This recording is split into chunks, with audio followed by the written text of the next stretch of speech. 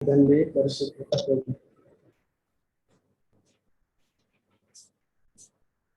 ప్రేమగల తండ్రి పరిశుద్ధుగా యేసుక్రీస్తునామములో మరొక సహోదరుల కూడిక దయచేసిన విధానం కొరకు మొదటి వారంలో స్తోత్రాలు, మమ్మల్ని సిద్ధపరిచిన స్తోత్రాలు, ప్రవీణాన్ని కూడా మీరు సిద్ధపరిచి వాడిపించిన విధానం కొరకు వందనాలు.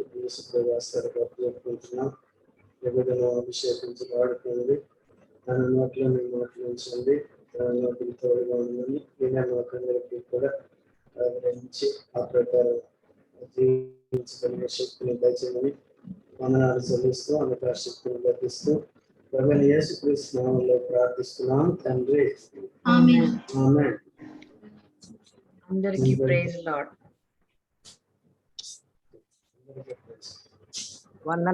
అందరికీ వందనాలు.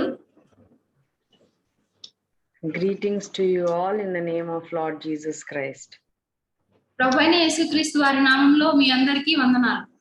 I think I am rushing the time, so nobody joined on time today. నేను సమయాన్ని త్వరపెడుతున్నాను కాబట్టి ఇంకా కొంతమంది ఇంకా జాయిన్ అవ్వలేదు అనుకుంటున్నాను. I hope they will soon join.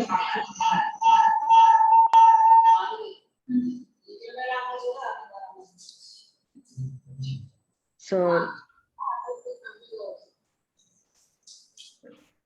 can you hear me? వినిపిస్తుందా? Okay. Last couple of months we have been meditating from the book of Job. కొన్ని నెలలుగా మనము యోబు గ్రంథాన్ని ధ్యానిస్తూ వస్తున్నాము.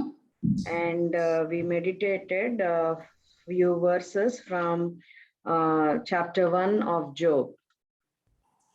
మొదటి అధ్యాయంలో మనం కొన్ని వచనాలను ధ్యానించాము. And also we meditated few verses from chapter 2. రెండో అధ్యాయంలో రెండు వచనాలను కూడా ధ్యానిస్తూ వచ్చాము. So today we'll focus on chapter 3. ఈ రోజు మనము మూడో అధ్యాయం మీద మన ధ్యానాన్ని కొనసాగించుకుందాము. Don't worry, every time I will not take one chapter. It's only for maybe a few couple more months we will finish the book of Job. నేను ప్రతిసారి ఒక్కొక్క అధ్యాయాన్ని తీసుకుంటానని అనుకోవద్దు. కొన్ని నెలల్లో మనము ఈ గ్రంథాన్ని పూర్తి చేసుకుందాం. Because this book has around 50 chapters. ఎందుకంటే ఈ యొక్క యోబు గ్రంథము 50 అధ్యాయాలను కలిగి ఉంది. 42 chapters. 42 అధ్యాయాలను కలిగి ఉంది. So God, there is a phrase which goes like this: God helps those who help themselves. ఎవరికి వారు సహాయం చేసుకునే వాళ్ళకి దేవుడు కూడా సహాయం చేస్తారు. Many Christians and non-Christians also believe that particular phrase is from Bible. దానిని విశ్వాసులైన వారు కాకుండా అవిశ్వాసులైన వారు కూడా ఇదే దాన్ని నమ్మేవారుగా ఉంటారు. అది బైబిల్లో రాయబడి ఉంది. But actually this is not in the Bible, and it is not what the Bible teaches also. Bible ఏదైతే బోధిస్తుందో అది ఆ విషయము ఇందులో రాయబడి ఉంది. So that phrase, whichever I have said, God helps those who help themselves, that phrase is not mentioned in the Bible, and that is not what Bible teaches us also. ఇతరులకి సహాయం చేసేవారు తమకు తాము సహాయం చేసుకునేవారు దేవుని దగ్గర నుండి కూడా సహాయం పొందుతారు అనేది బైబిల్లో రాయబడి లేదు, కానీ బైబిల్ దానిని బోధించేదిగా ఉంది. Bible does not teach that phrase. Bible ఆ రకంగా బోధించదు, లోకంలో చెప్పుకునే రీతిగా. Yeah. So all of us have been in many situations in our life till now. మన జీవితాల్లో అనేకమైనటువంటి పరిస్థితులను మనం కలిగి ఉంటూ వస్తున్నాము. And in those situations sometimes we feel powerless, we feel unmotivated to help ourselves. కొన్నిసార్లు మనం ఎంతో శక్తిహీనులం గాను మనల్ని మనము సరి చేసుకోలేని పరిస్థితుల్లోనూ ఉన్నవారంగా ఉంటాము. If God only helps those who help themselves, all of us would be in deep trouble. If God only helps those who help themselves, like నాకు నేను హెల్ప్ చేసుకునే విధానంలో ఉంటేనే దేవుడు నాకు హెల్ప్ చేస్తే మనం అందరం ట్రబుల్లో ఉండేవాళ్ళం. So without hope of God's help, we would be getting into trouble. దేవుని యొక్క సహాయం లేని కారణం చేత మనము సమస్యల్లోనికి నెట్టివేయబడుతున్నాం. I remember hearing some time ago an interview of those who survived in September 11 attack on the World Trade Center. World trade centre పైన September 11వ తారీఖున జరిగిన దాడిని గురించి ఒక ఇంటర్వ్యూలో ఈ విధంగా చెప్పబడింది. One person was coming down the stairs when the building collapsed. ఆ రక్తం కారుతూ ఉన్నటువంటి ఒక వ్యక్తి ఆ బిల్డింగ్ పడిపోయే సమయంలో ఒక వ్యక్తి చెప్పాడు. One person was coming down the stairs when the building was collapsing. అంత బిల్డింగ్ అనేది కూలిపోయే సమయంలో ఒక అతను ఆ మెట్ల మీద గుండా కిందకి దిగి వస్తూ ఈ విధంగా చెప్పాడు.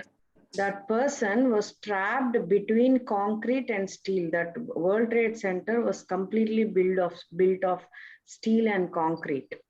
So he was trapped between concrete and steel. So ఆ యొక్క భవనం అంతా కూడా వరల్డ్ ట్రేడ్ సెంటర్ ఇనుముతోనూ సిమెంట్ తో కూడా కట్టబడింది, గట్టిగా కట్టబడింది. So this lady who was coming down the stairs got caught in that steel and concrete. ఈ వ్యక్తి ఎవరైతే వస్తున్నారో ఆ ఇనుపరాల మధ్య ఆ బలమైన సిమెంట్ వాటిలో ఇరుక్కుపోయాడు. So she was almost stuck there for 27 hours. 27 గంటలు ఆమె దాంట్లోనే ఇరుక్కుపోయింది. She was unable to help herself. తనకి తాను ఏమాత్రము సహాయం చేసుకోలేని స్థితిలో ఉంది. She couldn't come out herself. ఆమె తనంతట తాను బయటికి రాలేని పరిస్థితుల్లో ఉంది. And after the rescue team came and she was the last person to be found alive in the rescue effort. ఆ రక్షించే వ్యక్తులు రక్షక దళం వచ్చినప్పుడు ఆమె మాత్రమే రక్షించడానికి సజీవమైన వ్యక్తిగా ఉంది. So imagine the feeling of helplessness of that person at that time. ఆ సమయంలో ఆ వ్యక్తి యొక్క నిస్సహాయ పరిస్థితిని మనం ఊహించుకోవచ్చు. That feeling of helplessness can also come from any kind of setback in our lives. మన జీవితాల్లో కూడా కొన్ని సార్లు అటువంటి నిస్సహాయ పరిస్థితులు ఎదురవుతూ ఉంటాయి. It can be a job loss or it can be, very severe illness. Some way or the other, that helplessness comes into our lives. అది ఉద్యోగాన్ని కోల్పోవడం కావచ్చు, లేదంటే తీవ్రమైన అనారోగ్యానికి గురి కావచ్చు, మరొకటి ఏదైనా కావచ్చు. Everyone in their life at least once go through the feeling of helplessness. ప్రతి ఒక్కరి జీవితంలో కూడా ఇటువంటి నిస్సహాయ పరిస్థితుల్లో గుండా వెళ్లే సందర్భం అనేది ఒకటి ఖచ్చితంగా ఉంటుంది. But not everyone knows how to recover from those times of helplessness. కానీ అటువంటి నిస్సహాయ పరిస్థితుల్లో ఏ విధంగా ప్రతిస్పందించాలో ప్రతి ఒక్కరికి తెలిసి ఉండకపోవచ్చు. So in this chapter 3 we will find some answers for that. ఇక్కడ యోబు గ్రంథం 3వ అధ్యాయంలో దీనికి సంబంధించిన కొన్ని జవాబులను మనము కనుగొనవచ్చు. We should all understand that suffering we all are going through is not always the result of sin. మనము వెళ్ళే పరిస్థితులు ప్రతిసారి కూడా మన పాపానికి ప్రాయశ్చిత్తము అని అనుకోవడానికి వీల్లేదు. I heard few people saying because the sufferings they are going through is because of some big mistake they have done in their life. కొంతమంది వ్యక్తులు వారి జీవితాల్లో వెళ్తున్నటువంటి ఆ శ్రమలను బట్టి వారు పాపం చేయడం ద్వారా ఆ శ్రమలు సంభవించాయేమో అని తలస్తూ ఉంటారు. That is not right. అది సరి అయినది కాదు. So firstly in chapters 1 and 2 we saw that Job was blessed with great wealth and many children because Job was faithful to God. మొదటి అధ్యాయము 2వ అధ్యాయంలో మనము యోబు ఎంతో ధనవంతుడుగాను అదే రీతిగా సంతానం కలిగిన వాడుగాను దేవుని యందు భయభక్తులు కలిగిన వాడుగాను చూస్తూ వచ్చాము. Let's read Job chapter 1 verse 22. యోబు గ్రంథము మొదటి అధ్యాయము 22వ వచనము చదువుకుందాం. ఈ సంగతులలో ఏ విషయమందును యోబు ఏ పాపమును చేయలేదు, దేవుడు అన్యాయము చేసినని చెప్పలేదు. So in all this Job sinned not, nor charged God foolishly. ఈ సంగతుల్లో ఏ విషయమందును యోబు ఏ పాపము చేయలేదు, దేవుడు అన్యాయం చేసినని చెప్పలేదు. One time an editor of a magazine wrote about Billy Graham. ఒక పత్రిక యొక్క సంపాదకుడు బిల్లీ గ్రహం గారి గురించి ఈ విధంగా రాశారు. You know, during his last days, he got sick. Dr. Billy Graham got sick. So that editor of the magazine wrote that Dr. Billy Graham's illness is due to a secret sin which he has done. Billy Graham గారు తన చివరి దినాల్లో ఎంతో అస్వస్థతకు గురైనప్పుడు ఆ పత్రికా సంపాదకుడు ఆయన ఏదో రహస్యమైన పాపాన్ని చేసిన కారణం చేత ఆ విధంగా అస్వస్థతకు గురయ్యారని రాస్తూ వచ్చారు. The assumption was that the illness was God's punishment for Billy Graham's disobedience against God. Billy Graham గారు దేవునికి వ్యతిరేకంగా ఉన్న అవిధేయతను బట్టి ఆ బలహీనత అనేది చోటు చేసుకుందని ఆ వ్యక్తి ఊహించుకుంటూ వచ్చాడు. And then a few months later, the same editor fell off stairs and broke his leg. ఆ సంపాదకుడే కొన్ని నెలల తరువాత పైనుండి కింద పడిపోయి తన కాలును విరగొట్టుకున్నాడు. And for that he started blaming Satan. దానికి సాతానుని అపవాది అయిన సాతానుని ఆయన దూషించడం మొదలు పెట్టాడు. So you know, that is all thinking very foolishly. అది ఎంతో బుద్ధిహీనమైనటువంటి ఆలోచన. Some of us also believe that, you know, suffering is always the result of a sin. కొంతమంది అనేక సార్లు బాధలు అనేవి కేవలము పాపం ద్వారానే వస్తాయి అనుకుంటారు.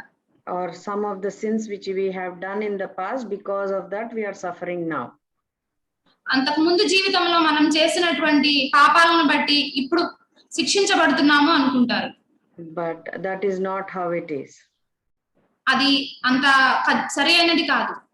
When our job is laid off, or when we become seriously ill, or some of our family members are suffering with some kind of severe illness, that is when we will remember all the sins we have committed and go to God and confess every sin from the time we remember to the present. మనము ఏదైనా తీవ్రమైన బలహీనతలో ఉన్నప్పుడు లేదా మన కుటుంబీకులు ఎవరైనా తీవ్రమైన అస్వస్థతకు గురైనప్పుడు మనము దేవుని యొద్దకు వెళ్ళి మనం చేసిన పాపాలన్నిటిని జ్ఞాపకం చేసుకొని వాటిని బట్టి పశ్చాత్తాపడుతూ ఉంటాం. But if God were to punish us for the sins we have committed, all of the world would have been in hospitals or in the cemetery. మనం చేసిన పాపాన్ని బట్టి దేవుడు మనల్ని శిక్షించేవాడుగా ఉన్నట్లయితే ఈ లోకంలో ఉన్నటువంటి వారందరూ కూడా హాస్పిటల్లో ఉండవలసిన పరిస్థితి ఉంటుంది. Or in the cemetery. లేదంటే సమాధుల్లో ఉండవలసి ఉంటుంది. Not one of us would be doing well to be attending this meeting here today. ఈ రోజు ఈ దినము ఇక్కడ ఒకరు కూడా ఈ కూడికకు హాజరయ్యే పరిస్థితుల్లో ఉండేవాళ్ళు కాదు. We need to thank God for all his patience and mercy for us, with all the way we think and with all the sins we have. ఇంకా సౌండ్ రాదా? సౌండ్ కొంచెం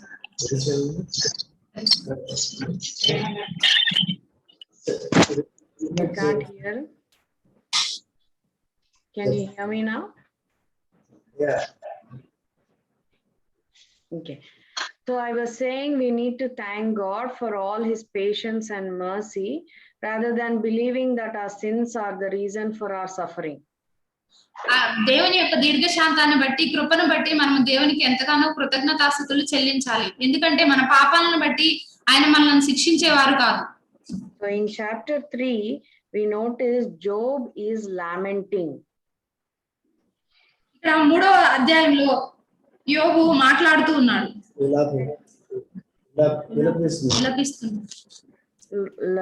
We will read from verses 1 to 3. Chapter 3 verses 1 to 3. యోబు గ్రంథము 3వ అధ్యాయము మొదటి 3 వచనాలు చదువుకుందాము. ఆ తరువాత యోబు మాట్లాడ మొదలుపెట్టి తాను పుట్టిన దినమును శపించెను. యోబు ఇలాగు అనెను, నా తల్లి గర్భద్వారములను అది మూయబడనందుకును, నా నేత్రములకు అది బాధను మరుగు చేయనందుకును నేను పుట్టిన దినము లేకపోవును గాక, మగపిల్ల పుట్టినని ఒకడు చెప్పిన రాత్రి లేకపోవును గాక. So here we see that Job is talking about his birth. ఇక్కడ మనం చూసినట్లయితే యోబు తన పుట్టుకను గురించి మాట్లాడుతూ ఉన్నాడు. So when we are in the life test, we often ask, why me? What is the purpose for me to undergo this? ఇక్కడ నేను జన్మించడానికి గల కారణం ఏమిటి అని అడుగుతున్నాడు. నేను ఈ పరిస్థితి గుండా వెళ్ళవలసిన కారణం ఏంటి?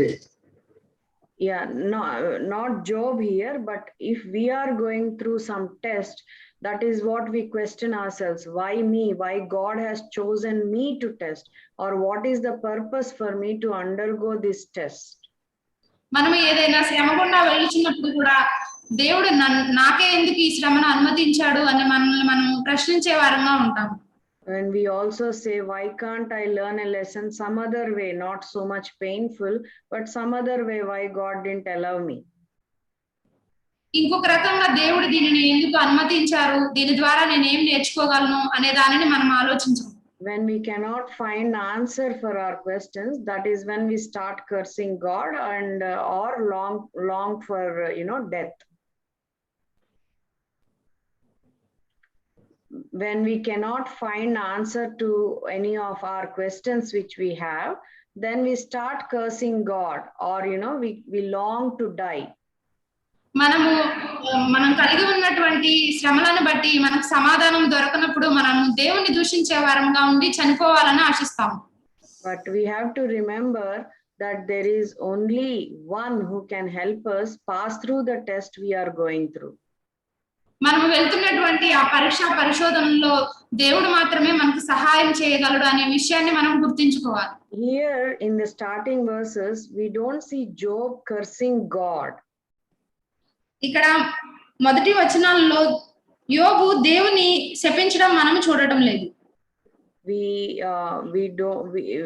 Job did not leave God. యోబు దేవుని విడిచిపెట్టలేదు. Yeah, let's read Job chapter 2 verse 10. యోబు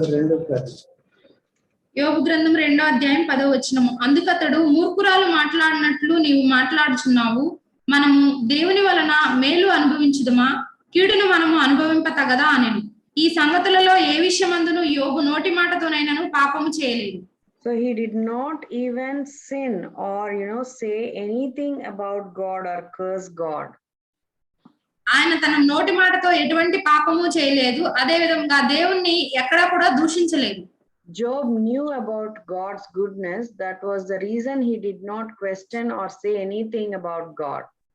ఎందుకంటే యోబు దేవుని యొక్క మంచితనాన్ని ఎరిగిన వాడిగా ఉండి దేవుని గురించి అటువంటి ప్రశ్నలు వేసేవాడిగా లేడు. Maybe some of us might be in some kind of test we are going through right now. ఈ సమయంలో కొంతమంది కొన్ని పరిశోధనలు గుండా వెళ్తూ ఉండవచ్చు. We might be having many questions. మన హృదయంలో కూడా ఎన్నో ప్రశ్నలు మన తలెత్తవచ్చు. We might be personally praying, or as a church we might have been praying, but God haven't answered any of our questions yet. వ్యక్తిగతంగాను సంఘంగా కూడా ప్రార్థన చేస్తున్నప్పుడు ఆ ప్రశ్నలకి దేవుని యొద్ద నుండి మనం ఎటువంటి సమాధానము పొందుకొని ఉండకపోవచ్చు. But did we look unto God and seek answers from him? కానీ మనము దేవుని వైపు చూసి ఆయన యొద్ద నుండి సమాధానములు పొందుకునే వారంగా ఉన్నామా? When we go through situations, God's goodness blurs before us. That is a photography terminology. It blurs. We will not see God's goodness. అటువంటి పరిస్థితుల్లో మనము దేవుని యొక్క మంచితనాన్ని చూడలేము. Job forgot the ways God was good to him. కానీ యోబు అయితే తనున్న పరిస్థితులన్నిటిలో కూడా దేవుడు ఎంతో మంచివాడు అని చెప్పేసి తన ఆలోచన ఉన్నాడు. Job was in such an anguish that he wanted to die. యోబు ఎంత ఉద్రేకంలో ఉన్నాడంటే చనిపోవాలి అనేటువంటి ఉద్రేకంలో ఉన్నాడు. But he did not take his life, or he did not take the decision. కానీ అటువంటి ఆ నిర్ణయాన్ని అతడు తీసుకోలేడు. I believe Job did not give up because Job knew God's character did not change even in the midst of his test. యోబు అటువంటి నిర్ణయాన్ని తీసుకుంటానికి సాహసం చేయలేదు, ఎందుకంటే దేవుని యొక్క గుణగణాలలో ఎటువంటి మార్పు లేని వాడని యోబు ఖచ్చితంగా తెలిసిన వాడుగా ఉన్నాడు. We should understand that Job's lament shows his helplessness but not his hopelessness. యోబు యొక్క ఇటువంటి పరిస్థితి విలాపము అనేది అతని యొక్క నిస్సహాయ పరిస్థితిని తెలియజేస్తుంది, కానీ అతని నిరీక్షణ అనేది కోల్పోని వాడుగా ఉన్నాడు. Let's turn to Isaiah chapter 40. యెషయా గ్రంథము 40వ అధ్యాయము. Isaiah chapter 40, verse 28 to యెషయా 31. గ్రంథము 40వ అధ్యాయము 28 నుండి 31 వరకు. నీకు తెలియలేదా, నీవు వినలేదా? భూదిగంతములను సృజించిన యెహోవా నిత్యుడగు దేవుడు, ఆయన సొమ్మసిల్లడు, అలయడు. ఆయన జ్ఞానమును శోధించుట అసాధ్యము. సొమ్మసిల్లిన వారికి బలమిచ్చువాడు ఆయనే, శక్తిహీనులకు బలాభివృద్ధి కలుగుజేయువాడు ఆయనే. బాలురు సొమ్మసిల్లుదురు, అలయుదురు, యవ్వనస్తులు తప్పక తొట్రిల్లుదురు. యెహోవా కొరకు ఎదురు చూచువారు నూతన బలము పొందుదురు. వారు పక్షిరాజు వలె రెక్కలు చాపి పైకి ఎగురుదురు. అలయక పరిగెత్తుదురు, సొమ్మసిల్లక నడిచిపోవుదురు. So we have the God who giveth power to the faint. మన విశ్వాసంలో పరిగెత్తడానికి మనకు బలమునిచ్చేవాడు మన దేవుడు. And to them that have no might, he increaseth strength. మన బలాన్ని ఆయన అధికం చేస్తారు. Our God is the everlasting God. మన దేవుడు నిత్యుడగు దేవుడు. He is the creator of the ends of the earth. ఈ లోకమంతటిని సృజించిన సృష్టికర్త అయినటువంటి దేవుడు. He will not grow tired or weary. He will not grow tired or weary. ఆయన అలయడు. Yeah, he renews our strength and increases our power. మనం ఆయన కొరకు ఎదురు చూసినప్పుడు మనకు నూతన బలాన్ని అనుగ్రహిస్తాడు. In our painful circumstances, we have to keep in mind that 3 truths are certain. మనము ఆ బాధ గుండా వెళుచున్నప్పుడు 3 విషయాలను గుర్తుంచుకోవాలి. That first thing is Lord Jesus stands with us. మొదటిగా ప్రభువైన యేసుక్రీస్తు వారు మనతో పాటుగా నిలబడతారు. And secondly, he strengthens us until his purpose is accomplished in our lives. రెండవదిగా ఆయన చిత్తాన్ని మన జీవితాల్లో నెరవేర్చే వరకు ఆయన మనల్ని బలపరుస్తారు. And thirdly, he will enable us to fulfill his purpose. మూడవదిగా ఆయన యొక్క చిత్తాన్ని నెరవేర్చడానికి మనల్ని బలపరుస్తారు.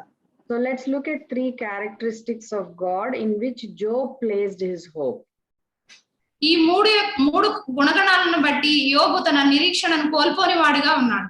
We won't find that in his confession of his helplessness here in chapter 3, but they are revealed in the later chapters. ఇక్కడ 3వ అధ్యాయంలో తన కలిగి ఉన్నటువంటి నిస్సహాయ పరిస్థితిని వివరించబడలేదు, కానీ తర్వాత అధ్యాయంలో వివరించడం జరుగుతుంది. So we will quickly go through those references and we'll try to read them. Chapter 7 of Job. యోబు గ్రంథము 7వ అధ్యాయము 17 to 19. 17 నుండి 19 వచనాలు. మనుష్యుడు ఏపాటి వాడు, అతని ఘనపరచనేలా, అతని మీద నీవు మనస్సు నిలుపనేలా, ప్రతి పగలు నీవు అతని దర్శింపనేలా, ప్రతి క్షణమున నీవు అతని శోధింపనేలా, ఎంతకాలము నీవు నన్ను చూచుట మానకుందువు, నేను గుటక వేయి వరకు నన్ను విడిచిపెట్టవా? And also chapter 42 verse 2. 42వ అధ్యాయము 2వ వచనము. Yeah. నీవు సమస్త క్రియలను చేయగలవనియు, నీవు ఉద్దేశించినవి ఏదియు నిష్ఫలము కానేరదనియు నేను ఇప్పుడు తెలుసుకుంటుని. So I think in English it's more clear. It says that no thought can be withholden from thee.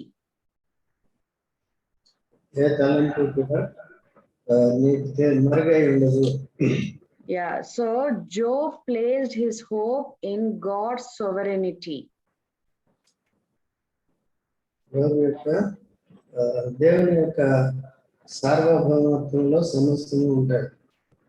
Yeah, so he placed his hope in God's sovereignty.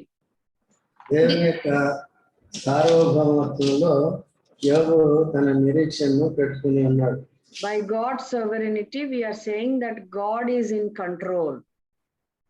దేవుని యొక్క సార్వభౌమాధికారాన్ని బట్టి ఆయన సమస్తమును తన అధికారంలో ఉంచుకున్నాడని మనం తెలుసుకోవాలి. God's sovereignty assures us that even when there are earthquakes, or even when doctors can't help, or things in our life are out of control, we should believe God is in control. పరిస్థితులన్నీ చెల్లాచెదురైపోయినప్పుడు వైద్యులు సైతము మనకు సహాయం చేయలేని పరిస్థితుల్లో, నిస్సహాయ పరిస్థితుల్లో కూడా దేవుడు సమస్తమును తన అధికారంలో ఉంచుకుంటాడు అనే విషయాన్ని మనం గుర్తుంచుకోవాలి. Lord Jesus died in God's, perfect timing, and even though people were against it, or even though people wanted to drag it, in the right time, Lord Jesus died, and all that turned for our advantage.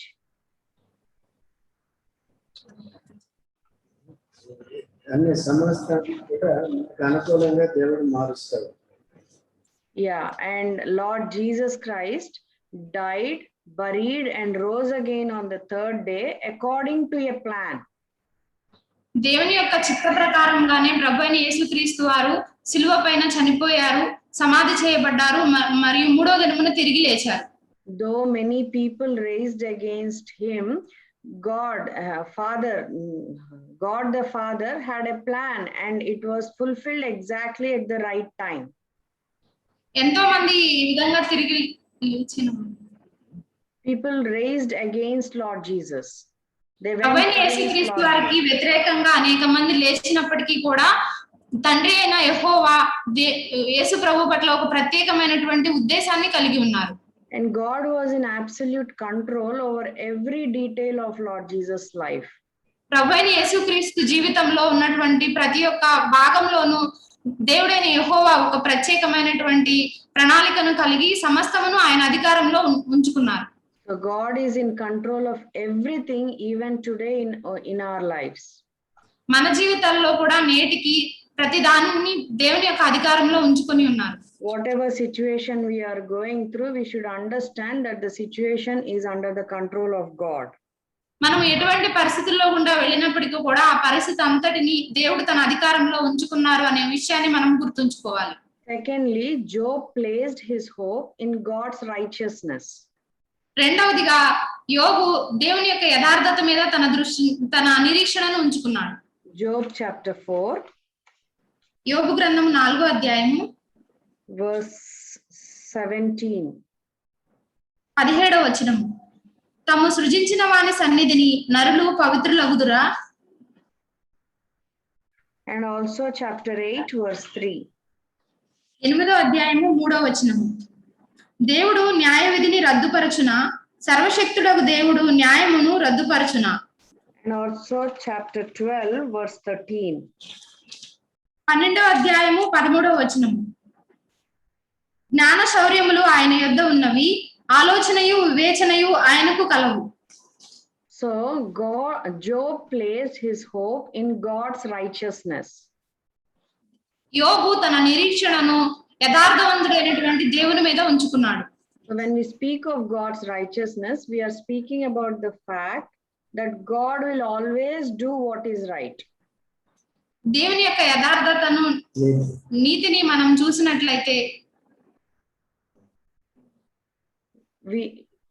we should understand that God is always doing what is right.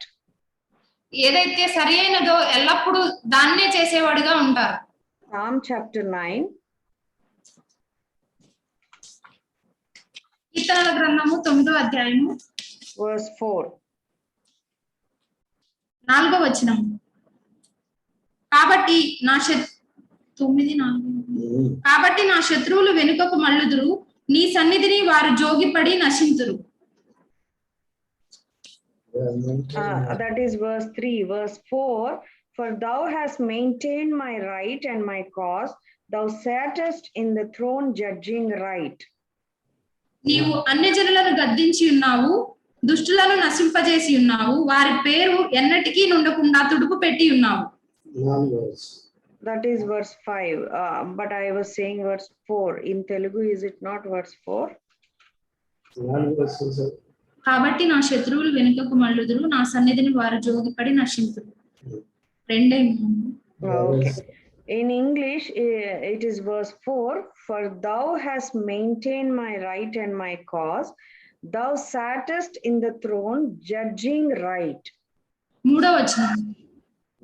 నీవు నా పక్షమున వ్యాజ్యమాడి నాకు న్యాయము తీర్చుచున్నావు, నీవు సింహాసనాసీనుడివై న్యాయమును బట్టి తీర్పు తీర్చుచున్నావు. So he is judging right. ఇక్కడ దేవుడు న్యాయమును బట్టి తీర్పు తీరుస్తున్నాడు. So God's righteousness compels him to rule his creation with impartiality. దేవుని యొక్క నీతి పక్షపాతం లేనిదిగా ఉంటుంది. His righteousness compels him to punish the wicked. దేవుని యొక్క నీతి దుష్టులైన వారిని శిక్షించే విధంగా ఉంటుంది. His righteousness compels him to keep his promises. దేవుని యొక్క నీతి ఆయన యొక్క వాగ్దానాలను నెరవేర్చేదిగా ఉంటుంది. His righteousness also compels him to rescue the oppressed. దేవుని యొక్క నీతి బాధింపబడిన వారిని విడిపించేదిగా ఉంటుంది. So God has full understanding of every situation we are going through. మనం వెళ్ళే ప్రతి పరిస్థితిని దేవుడు అర్థం చేసుకోగలరు. His motives are very pure. ఆయన యొక్క ఆయన ఉద్దేశాలన్నీ కూడా పవిత్రమైనవి. Yeah, his evaluation is accurate. ఆయన అన్నిటి కూడా చక్కగా ఆలోచించి చేస్తారు. His knowledge is complete. ఆయనకి జ్ఞానము సంపూర్ణము. Let me tell a small story. Once there was an old man who lived in a village. ఒక వృద్ధుడైనటువంటి వ్యక్తి ఒక గ్రామంలో నివసిస్తున్నారు. Although poor, he was envied by all the people who were in that village because he has a beautiful white horse. And he was envied by all the villagers because he owned a beautiful white horse. ఆయన ఒక పెద్ద ఆయనకి ఆ ఊర్లో ఒక అందమైన తెల్లని గుర్రం ఉన్న కారణం చేత తన గ్రామంలో ఉన్న వారంతా కూడా తన మీద అసూయపడుతూ వచ్చేవారు. So even the king of that area coveted his treasure, that is nothing but the white horse.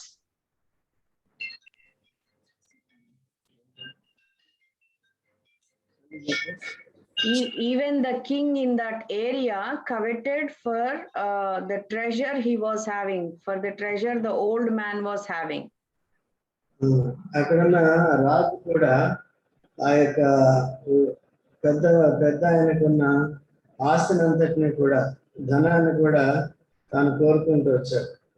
So people offered, great price to buy that horse. People came and they offered so much of amount to that old man and they wanted to buy the horse. ఆ తెల్లని గుర్రాన్ని డబ్బులు పెట్టేసి కొనుక్కోవాలని ఆ పెద్ద ఆయన దగ్గర అనేక మంది వచ్చారు ఇప్పుడు మొత్తాన్ని తీసుకుని. But the old man always refused. అయితే ఆ పెద్ద ఆయన ఆ గుర్రాన్ని ఎంత డబ్బు ఇచ్చినా అమ్మటానికి సిద్ధంగా లేడు. And he would tell that his horse is not just a horse, he is a friend, and how would you sell a friend? అయితే ఆ గుర్రము తనకి స్నేహితుడిగా ఉంటున్నాడు, స్నేహితుడిని ఎలాగ అమ్ముతాము అని ఎంత డబ్బు ఇచ్చినా సరే అమ్మేవాడు కాదు. But the man was very poor and the temptation was great. అయితే ఆ పెద్ద చాలా బీదవాడైనప్పటికీ అటువంటి శోధన ఎక్కువగా పెద్దగా ఉంటూ వచ్చింది. But he never sold the horse. ఎప్పుడు కూడా బీదరికం ఉన్నప్పటికీ కూడా ఆ గుర్రాన్ని ఎప్పుడు కూడా అమ్మటానికి ఇష్టపడలేదు. One morning he found the horse was missing from the stable. అయితే ఒక రోజుని ఆ యొక్క గుర్రము తన సారలోంచి లేకపోవడం చూశాడు. All the villagers came to see him. అందరూ కూడా ఆ గ్రామంలో ఉన్న వారంతా వచ్చి తనను ఓదార్చడానికి వచ్చారు. They shouted at him, they scolded him. We told you someday someone will come and steal your horse. It would have been better if you have sold your horse so that at least you would have had good money. అంతకుముందు ఎక్కువ డబ్బు కొనుక్కోవాలనుకున్న వారు దూషిస్తూ వచ్చారు. మేము అంతకు ముందే చెప్పాము ఈ ఎక్కువ డబ్బులు తీసుకుని అమ్ముకుంటే బాగుండేది, ఇప్పుడు దొంగిలించారు, అది పోయింది ఇది పోయింది అంటూ వచ్చారు. Yeah, now the horse is gone and the money is also gone. So you are accursed with misfortune. అయితే నీ దురదృష్టవశాత్తు ఈ దరిద్రత నీకు వచ్చింది. So, but you know what the man said, that old man said, all I know is that the stable is empty and the horse is gone. I don't know if it is a curse or blessing. అయితే ముసలి చెప్పాడు, గుర్రం లేదు, సాల ఖాళీగా ఉంది, అయితే నాకు తెలియదు ఏమవుతుందని. Who can say what will come next? అయితే రేపు ఏం సంభవించిందో ఎవరికి ఏమాత్రం తెలుస్తుంది? So the villagers laughed at his foolishness and they went away. ఆ పెద్ద ఆయన బుద్ధిహీనతను బట్టి ఆ గ్రామస్తులందరూ కూడా నవ్వుకుని వెళ్ళిపోయారు. But after 15 days, the horse returned. అయితే 15 రోజుల తర్వాత తిరిగి ఆ పెద్ద ఆయన దగ్గరికి పోయిన తన గుర్రం తిరిగి వచ్చింది. That horse was not stolen. Instead, he ran away into the nearby forest. ఎవరో దొంగిలించలేదు కానీ ఆ పక్కన ఉన్న అడవిలోనికి వెళ్ళిపోయింది. Now, not only did he return, but he brought a dozen wild horses along with him. అయితే ఇంకా తనతో పాటు 12 వాటిని తీసుకుని వచ్చింది. Villagers again came to him and asked forgiveness for what they have spoken. అయితే ఏదైతే బుద్ధిహీనంగా వాళ్ళు మాట్లాడారో దాని నిమిషం ఆ పెద్ద ఆయన దగ్గరికి వచ్చి క్షమాపణ కోరుకున్నారు. Then the man responded, unless you know the whole story, don't judge. అయితే మీరు సంగతి పూర్తిగా గ్రహించకుండా తెలుసుకోకుండా ఇతరులకి తీర్పు తీర్చకూడదని నీతి మాటలు చెప్పాడు. We humans are like that. You know, we don't even hear the whole thing. We listen to one word and we judge. మన మనుషులను కూడా ఆ పరిస్థితులను ఎరగకుండా ఒక మాట వినేసి తీర్పు తీర్చేస్తూ ఉంటాం. But our God is not like that. He judges right. మన దేవుడు అటువంటి వాడు కాదు, తన తీర్పులు న్యాయమైనవి. We do not know the future and cannot see our situation in light. అయితే మన జీవితంలో మన భవిష్యత్తు ఏ రీతిగా ఉంటుందో మనకు తెలియదు, కానీ దేవుడు ఎరిగిన వాడు. Job was helpless, but he was not hopeless. అయితే దేవుడు నిస్సహాయుడిగా ఉన్నప్పటికీ కూడా నిరీక్షణ కలిగిన వాడుగా ఉన్నాడు. Job did not curse God or take his own life of helplessness. అయితే తన యొక్క జీవితాన్ని శపించలేదు, కానీ తన యొక్క నిస్సహాయ స్థితిని బట్టి తాను నిలకడగా ఉన్నాడు. Because he put his hope in the fact that God will always do what is right with his life. తనకి యోగుకు తెలుసు, తన జీవితంలో ఏది చేసినప్పటికీ తన క్షేమం మేలు కొరకే చేస్తాడు దేవుడు. And that was enough for Job. యోగుకి అంత మాత్రం చాలు. So God's righteousness is enough for us as well. దేవుని యొక్క నీతి మనందరికీ కూడా చాలినంతగా ఉంది. Lastly, ఆఖరిగా Job placed his hope in God's redemption. దేవుని యొక్క విమోచన మీద యోబు ఆధారపడుతూ వచ్చాడు. Job chapter 19. యోబు 19:25. Yeah, 25 to 27. యోబు 19వ అధ్యాయము 25వ వచనం. 25 నుండి 27 వరకు. 25 నుండి 27 వరకు. అయితే నా విమోచకుడు సజీవుడనియు తరువాత ఆయన భూమి మీద నిలుచుననియు నేను ఎరుగుదును. ఇలాగు నా చర్మము చీకిపోయిన తరువాత శరీరముతో నేను దేవుని చూచెదను. నా మట్టుకు నేనే చూచెదను, మరి ఎవరునూ కాదు. నేనే కన్నులారా ఆయన చూచెదను. నాలో నా అంతరింద్రియములను కృషించి ఉన్నవి. So here we notice that Job placed his hope in God's redemption. ఇక్కడ మనం చూసినట్లయితే యోబు తన విమోచకుడైనటువంటి దేవుని మీద తన నిరీక్షణను కలిగి ఉన్నాడు. Job is speaking about God as the one who will justify or pay back what we have lost in life. తన జీవితంలో కోల్పోయిన వాటినన్నిటినీ తిరిగి సమకూర్చేవాడు, తనను విమోచించేవాడు దేవుడే అని ఆయన నమ్మకం కలిగి ఉన్నాడు. No matter how our lives are, for those who hope in God's redemption will see God make the correction and he will do the payback. మన జీవితంలో ఎటువంటి పరిస్థితుల్లో మనం ఉన్నప్పటికీ కూడా మన విమోచకుడైనటువంటి దేవుని మీద మన యొక్క నిరీక్షణను కలిగి ఉన్నప్పుడు ఆ పరిస్థితి అంతట్లో దేవుడు మనకు సహాయం చేస్తారు. We all want our situations to be fixed right away. కానీ మనమైతే మనకున్న పరిస్థితులన్నీ వెంటనే సరిచేయబడాలి అనే ఆలోచన కలిగి ఉంటాం. But that can happen only by putting our hope in God's redemption. దేవుని యొక్క విమోచన కార్యం మీద మన నిరీక్షణ ఉంచినప్పుడు మాత్రమే అది జరుగుతుంది. And that is when we will overcome helplessness in our lives. మన నిస్సహాయ పరిస్థితి అంతటినీ కూడా మనము దేవుని మీద విశ్వాసం ఉంచినప్పుడు మాత్రమే దాన్ని ఎదుర్కోగలుగుతాం. Romans chapter 8 రోమీయులకు రాసిన పత్రిక 8వ అధ్యాయము verse 18. 18వ వచనం. మన ఎడల ప్రత్యక్షము కాబోవు మహిమ ఎదుట ఇప్పటి కాలపు శ్రమలు ఎన్నదగినవి కావని ఎంచుచున్నాను. And also verse 24 and 25. అలాగే 24, 25 వచనాలు కూడా చదువుకుందాం. ఏలయనగా మనము నిరీక్షణ కలిగిన వారమే రక్షింపబడితిమి. నిరీక్షింపబడినది కనబడినప్పుడు నిరీక్షణతో పని ఉండదు. తాను చూచుచున్న దాని కొరకు ఎవడు నిరీక్షించును? మనము చూడని దాని కొరకు నిరీక్షించిన ఎడల ఓపికతో దాని కొరకు కనిపెట్టుదుము. So after reading this verse, if you think in the present world, it is hard to hope in the unseen and to hope in the future. ఇక్కడ చదివిన దాన్ని బట్టి మనం చూసినట్లయితే ఈ లోకంలో ఇప్పుడు గాని రాబో దినాల్లో గాని ఎటువంటి నిరీక్షణ లేనిదిగా కనబడుతుంది. But if we want to have courage, strength and perseverance to move through helpless times, we must have hope in God's future redemption. నిస్సహాయ పరిస్థితుల్లో సైతము మనము ధైర్యం కలిగి ముందుకు వెళ్ళాలంటే దేవుని యొక్క విమోచన మీద మన దృష్టిని ఉంచుకోవాలి. God will definitely redeem us. దేవుడు ఖచ్చితంగా మనల్ని విమోచిస్తారు. Job was helpless, but again, as we said, he was not hopeless. యోబు ఎంతో నిస్సహాయ పరిస్థితుల్లో ఉన్నప్పటికీ కూడా నిరీక్షణ లేనివాడిగా మాత్రం లేడు. Because he said his redeemer was God. ఎందుకంటే యోబు తన విమోచకుడైనటువంటి దేవుడు సజీవుడు అని చెప్పేసి సాక్ష్యం కలిగి ఉన్నాడు. So, Job was during the time of Moses.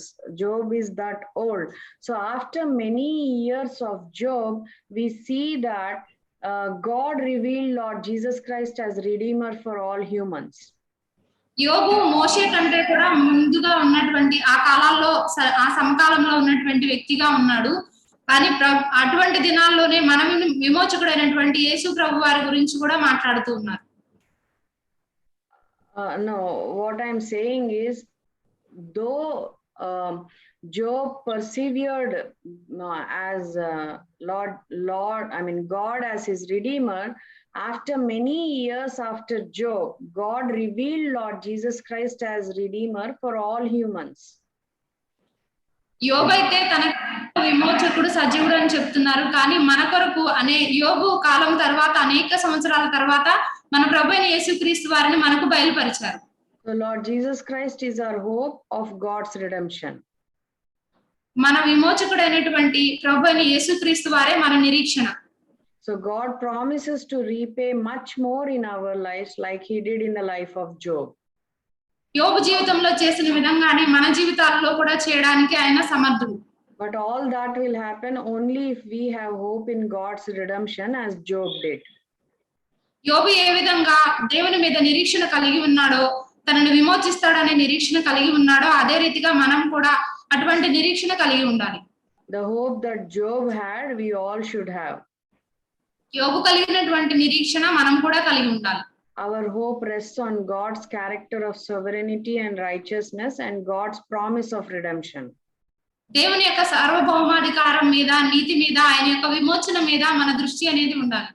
So may God help us and may God be with us. దేవుడు మనకు సహాయం చేసి మనతో ఉండునుగా.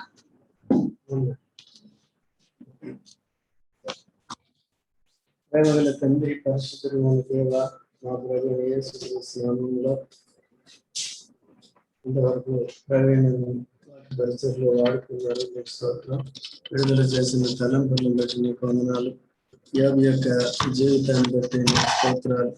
తానెంతో శ్రమలో నిస్సహాయ పరిస్థితిలో ఉండగా దేవుని మీద నిరీక్షణ కలిగి వచ్చాడు కనుక మీరు సజీవుడైన విమోచకుడని, మిమ్మల్ని చూస్తానని నిరీక్షణ కలిగి ఉన్నాడు. తన శ్రమలను అన్నిటి నుంచి కూడా విడిపిస్తారని తాను నిరీక్షణ కలిగి జీవిస్తూ వచ్చాడు.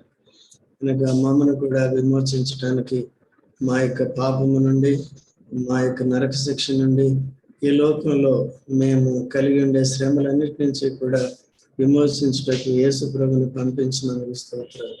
మా పాపము నిమిత్తము తానే శ్రమపడి సిలువైపడి రక్తము కార్చి చనిపోయి తిరిగి లేచి మా పాపాన్ని పరిహరించి క్షమించి మాకు విమోచకుడైనందుకు వందనాలు. ఈ లోకంలో పడిన శ్రమలన్నిటికీ మహిమలో నిత్య మహిమలో మాకు బహుమానం ఇచ్చే దేవుడిగా మీరున్న విధానం కొరకు వందనాలు.